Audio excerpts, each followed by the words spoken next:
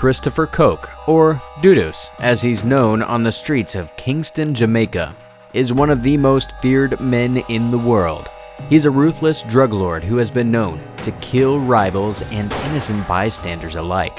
However, despite his violent reputation, Dudus has a devoted following among the people of Kingston.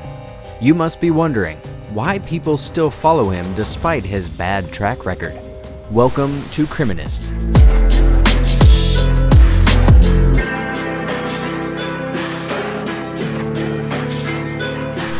Today, we'll explore the story of how Dudus became one of the most powerful drug dealers in the world and the reasons behind his blind fan following. Christopher Michael Koch, the youngest son of Lester Lloyd Koch and Patricia Halliburton, was born in Kingston, Jamaica in 1969. His father, Lester Koch, also went by the name Jim Brown, and he was the one who established the vicious narcotics organization known as the Shower Posse. Lester Koch, along with Vivian Blake and the other co-founder of the gang, was responsible for supervising the distribution of massive quantities of cocaine and marijuana across the entirety of Jamaica and the United States. The two men were accused of being responsible for more than 1,000 murders in both countries during the late 1980s and early 1990s. The Koch family resided in the Tivoli Gardens area in West Kingston, which was under the gang's complete control. Koch and his family lived in luxury despite the fact that the neighborhood had a long history of being one of the poorest in the country. Koch acquired enormous amounts of money from the gang's revenues. Christopher Koch and his siblings were classmates in school with the children of other prominent politicians and business people in the nation. The family endured the violence that resulted from the cutthroat nature of the drug trade, as well as their father's involvement in illegal operations. In 1987, Koch's sister was the victim of a tragic shooting. The deaths of Koch's brother occurred in 2004. In 1990, the United States Department of Justice charged Lester Koch and many other prominent members of the gang, including Vivian Blake, on charges related to the trafficking of drugs and the murder of individuals. They were taken into custody by police in Jamaica. 2 years after his arrest, the senior Koch died in a strange fire in the General Penitentiary in Kingston, where he was being kept for extradition procedures. The fire occurred 2 years after the senior Koch's arrest. Christopher Koch had been included in the circle of trusted assistants that his father maintained. After his father's passing at the age of 23, he started to exercise effective leadership over the gang. In addition to this, he established himself as a prominent member of the Tivoli Gardens community.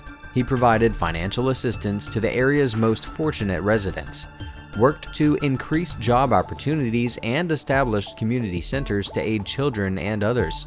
He won over a significant portion of the local populace, to the point that the Jamaican authorities were required to ask permission from his group before visiting the area. The United States made their first request to the government of Jamaica for the extradition of Koch on allegations related to cocaine trafficking in the year 2009.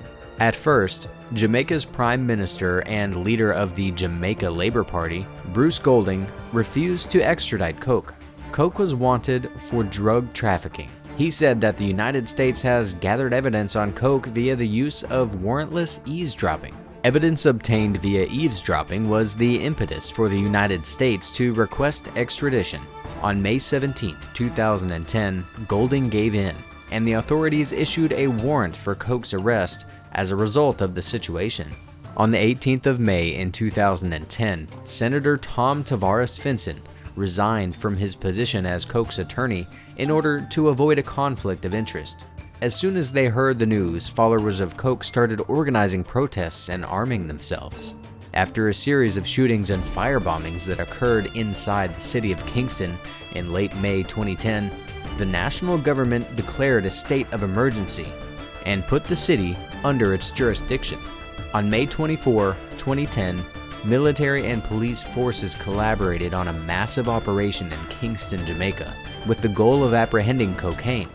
At least 73 persons have been murdered as of May 27th as a result of gun battles between members of the Jamaican security forces and individuals armed with firearms in West Kingston, most notably in the neighborhood of Tivoli Gardens. The number of people who have been verified to have died as a result of this tragedy has reached 76.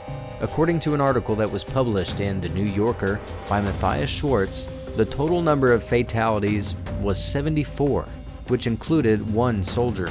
The government of Jamaica made the announcement that it would establish a commission of inquiry to examine and report on the operation. The commission of inquiry was often known informally as the Tivoli Inquiry.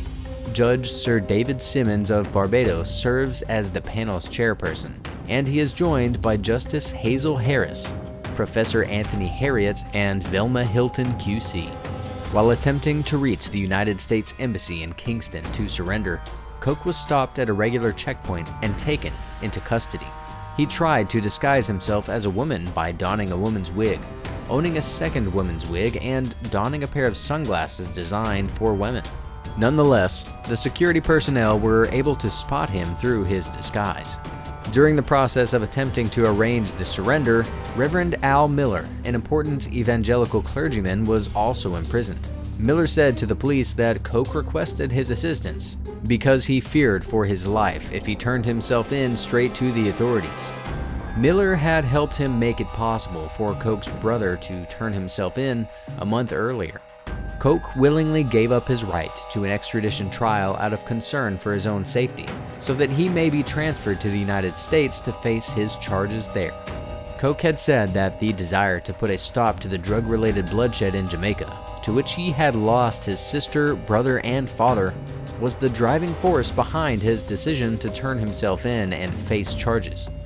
He said, "I take this choice because I now consider it to be in the best interest of my family, the community of Western Kingston, and especially the people of Tivoli Gardens, and most importantly, Jamaica." He made this decision because he believes that it is in the best interests of Jamaica. During the time the judicial procedures were taking place, Coke was detained in the federal New York City Metropolitan Correctional Center. When Coke was first confronted with federal allegations of drug and firearm trafficking, he entered an initial not guilty plea. He entered a guilty plea in front of Judge Robert P. Patterson Jr. of the United States District Court for the Southern District of New York to the following charges: racketeering, conspiracy for trafficking large quantities of marijuana and cocaine into the United States, and conspiracy to commit assault in aid of racketeering, for his approval of the stabbing attack of a marijuana dealer in New York City. Coke's sentencing was postponed many times by Judge Patterson, so that both Coke's defense counsel and federal prosecutors could have more time to gather facts in support of their respective claims over the penalty. The counsel for the defense identified members of Coke's family as well as other supporters who depicted him as a kind and well-mannered gentleman. On the other hand, federal prosecutors produced papers that portrayed Coke as someone who was prepared to commit horrible acts of violence in order to finance his drug enterprise, and that implicated him in at least 5 killings. In one of the incidents, it is stated that he used a chainsaw to dismember the victim for taking drugs from him. Prior to Coke's arrest, the Jamaican government revealed evidence obtained from eavesdropping on his cell phone. It had collected at least 50,000 talks beginning in 2004. This information was used to support the arrest. On June 8, 2012, the judge handed down a sentence of 23 years in prison to Christopher Coke. At present time, he is being detained at the Federal Correctional Institution in Fort Dix, New Jersey, with a scheduled release date of January 25, 2030. And that's the tale of the rise and fall of Christopher Dudus Coke, a fierce drug kingpin who thought he was above the law, but ultimately came undone by his own greed and hubris. Now, let's check out this next video and unravel another thrilling real-life story of a criminal who utilized their unique talents to commit heinous crimes and get rich.